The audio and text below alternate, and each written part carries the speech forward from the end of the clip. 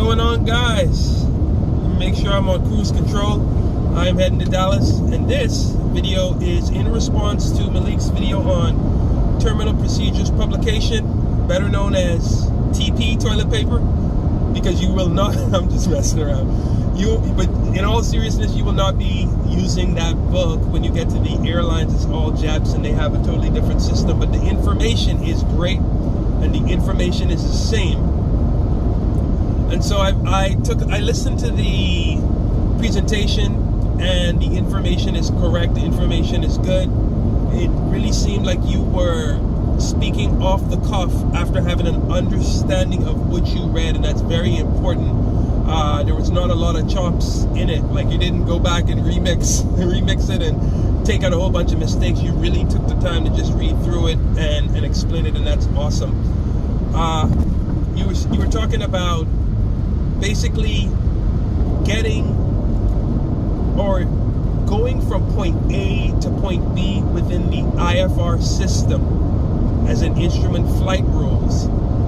And you spoke about the different segments of an IFR flight.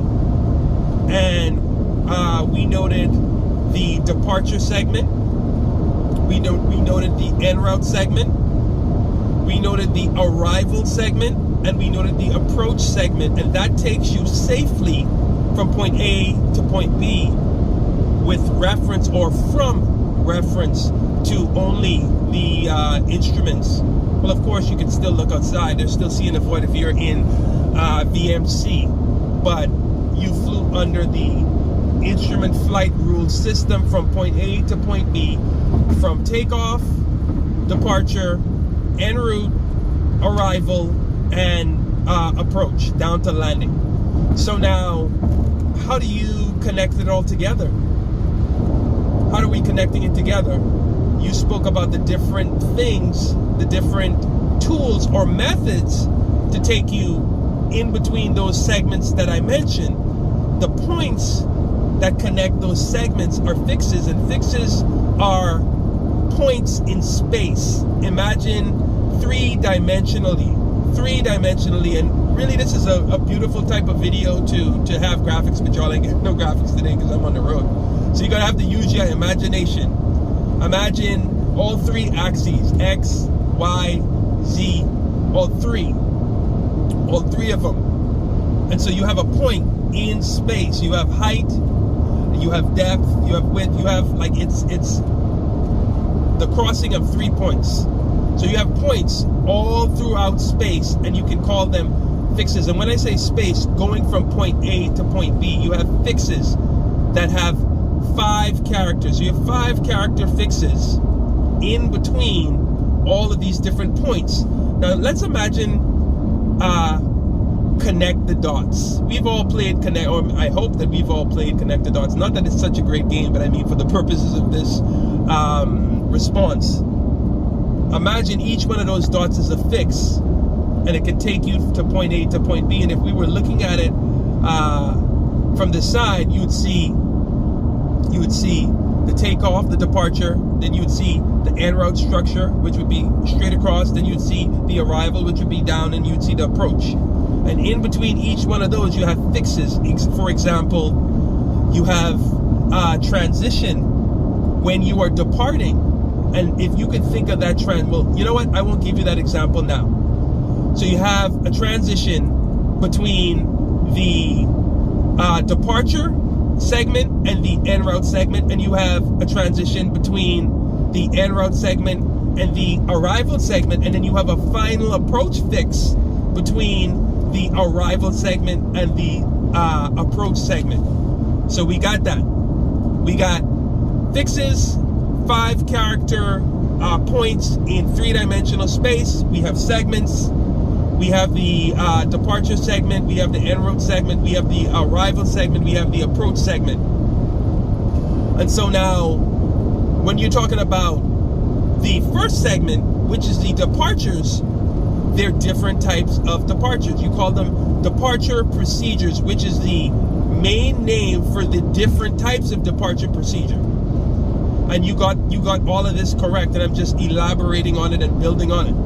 And so now you have the obstacle departure procedure, and you have the standard instrument departure procedure. And as you mentioned, you can also get radar vectors. And you went on to say that the departure procedures can be represented textually or graphically. That means you can just get some words like a text. Bing. I hope you like my text sound effects. Bing.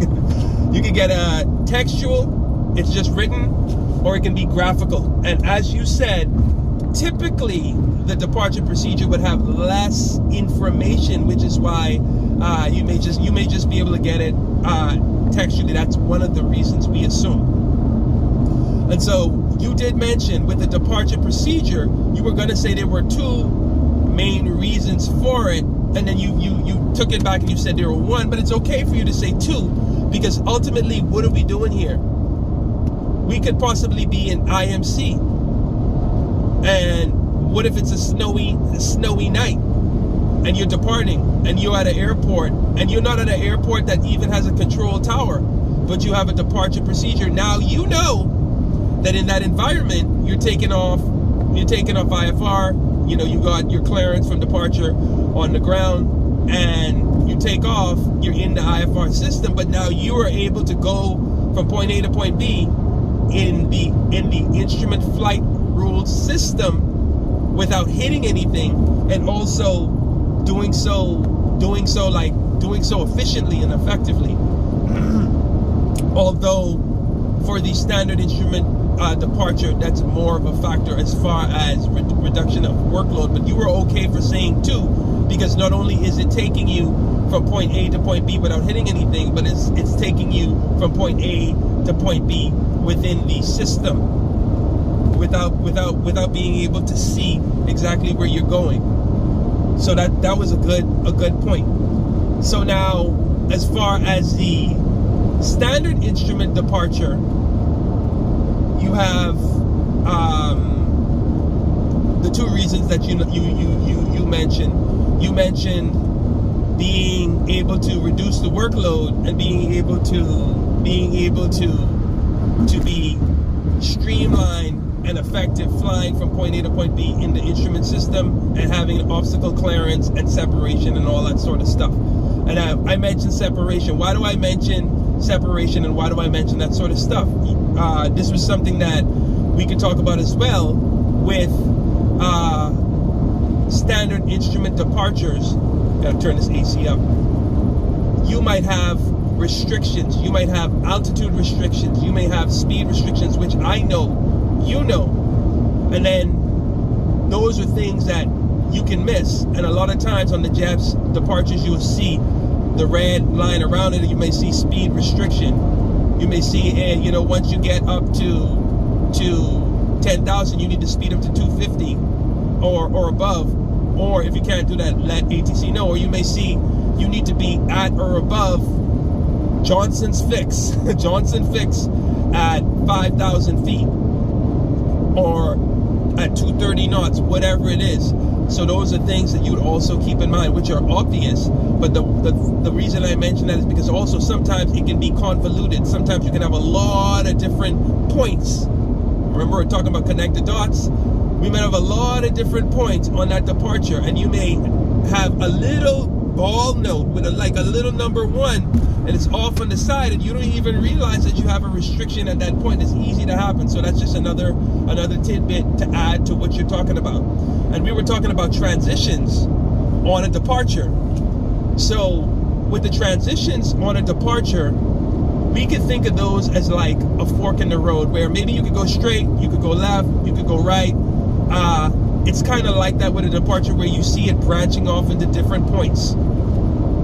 So that's a way for you to remember, and a way to think about it, a good way to look at it. And so we spoke about the departure segment, the en route segment. The arrivals, the standard terminal arrival routes are really, really similar to the departure procedures. A lot of times they are calculated. Most of this stuff are calculated with a 3-to-1 math. So a lot of times, if you do your 3-to-1 math, how low do you have to be at the final approach fix or to reach the ground?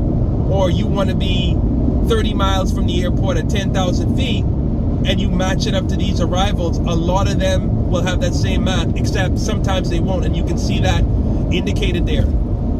So that's another thing to keep in mind. And 1 second.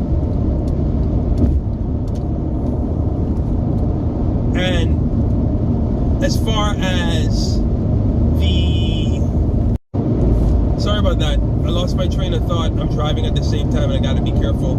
I was just gonna say, you spoke about feet per nautical mile on the departure as well. I wanted to make sure that we touch on that. I know, you know, but we have to remind ourselves that feet per nautical mile is not giving you something that you can use right off the top when you're departing. Like, what does that mean? What do I need to do to get that in the aircraft? And if you're flying, it's the equivalent of the calculation of if you're going 120 knots and they're requiring 200 feet per nautical mile, you multiply that 200 by 120 and divide it by 60, you'd get 400 feet per minute. And then you'd know, hey, based on looking at my departure that's requiring 200 feet per nautical mile, and based on the way I'm going to fly this departure, I know that I can make the climb gradient to be able to do that departure. And so we pretty much touched on a lot of the things.